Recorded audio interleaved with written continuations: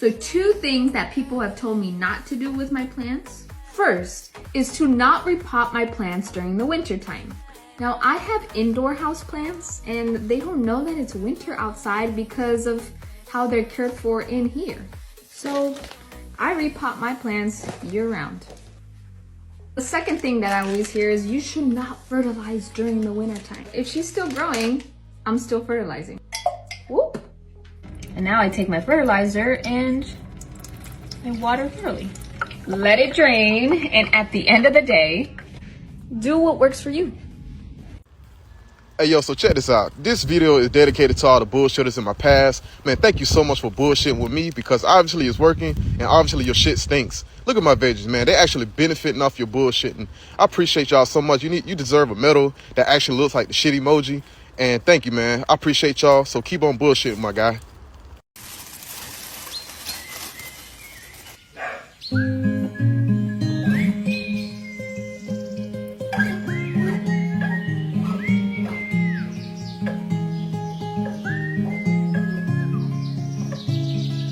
The general rule of thumb for fertilizing is we stop whenever the new growth stops. So if you're still having new growth on your plant, even into the winter time, it's perfectly fine to fertilize your plant throughout the winter. Now, I would dilute it much stronger than I would normally, like if it's in the spring and summer months. However, if you want to do like a hard and fast date, like some people just say, hey, on this date, I'm going to stop fertilizing. That's perfectly fine as well. When our plants go dormant, they're not really in need of all those extra nutrients. So I basically say October 1st, if you stop fertilizing, that's perfectly fine. Your plant is not going to suffer. You're going to make it through the winter time. Begin fertilizing again when you see new growth in the spring. Before you put your plants outside for the summer, remember these 3 things. The first thing you want to remember is most tropical houseplants aren't suited for direct sunlight. So we want to make sure to hang them in full shade or at least avoiding afternoon sun from like 12 o'clock to 4 p.m. You're going to have to water a lot more frequently. With the extra airflow and the extra heat, the extra light, your plants are going to dry out a lot faster. So if you had a schedule indoors with your plants, you're probably going to have to water much more frequently than that. Most houseplants are tropical, so they're not used to cold weather.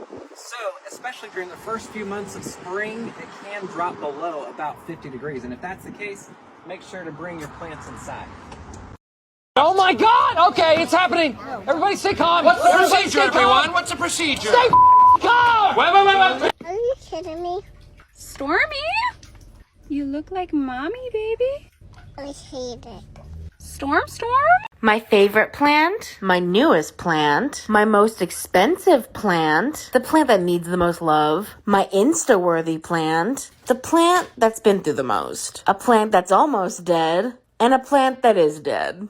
My favorite plant, my newest plant, my most expensive plant, the plant that needs the most love, my Insta-worthy plant, the plant that's been through the most, a plant that's almost dead, and a plant that is dead.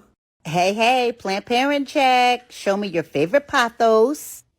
Your blackest plant. The one with the most silver drip.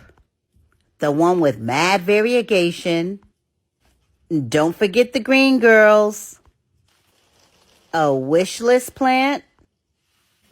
Your biggest plant. Your velvetiest plant. And the one you swore you'd never buy again. Plant check time. Show me your most expensive plant, your cheapest plant, your tallest plant, your smallest plant, your oldest plant, your newest plant. This is how I mass propagate at home to be able to supply my own shop without having to import. So I use these little plastic cups and a soldering iron to put holes in the bottom for drainage. Then I fill the little cups with some damp sphagnum, not too wet. I use these little eyebrow scissors to take cuttings from my plants, and I actually prefer to propagate by individual node. I just think the plants turn out nicer in the end as opposed to like cutting full branches and rooting like the base of a branch. So I'll put 2 or 3 of these into each sphagnum cup. And here it is with 3 little node cuts in there. It looks kind of awkward now, but it'll grow in really, really nice. And of course, I just line them up in my little propagation bin. Oops, that leaf's in the way. Once the box is full, put the lid on, spray it once every few weeks to keep it humid, and put it in bright indirect sunlight to root. This is a longer process than importing, but... Let's fucking go! Your first reishi finds this very first one? Yeah, bro, it's number 1, bro. Ever? Ever, me? We... Chinese evergreen or Aglaonema diagnosis. Okay, so you can see we've got some older, larger leaves here. These are starting to die off. They're near the bottom of the plant, so not that big of a deal. You can see the plant is in too low of light because we are getting smaller leaves as the plant grows larger. There's also quite a bit of room in between nodes. So that also tells me that the plant is getting etiolated from too low of light. Remember, Aglaonema are low light tolerant, but they aren't no light tolerant. So make sure they're getting a nice wide view of the sky. Also, the instructions on this care tag say to have it moderately moist soil. Not really sure what that means.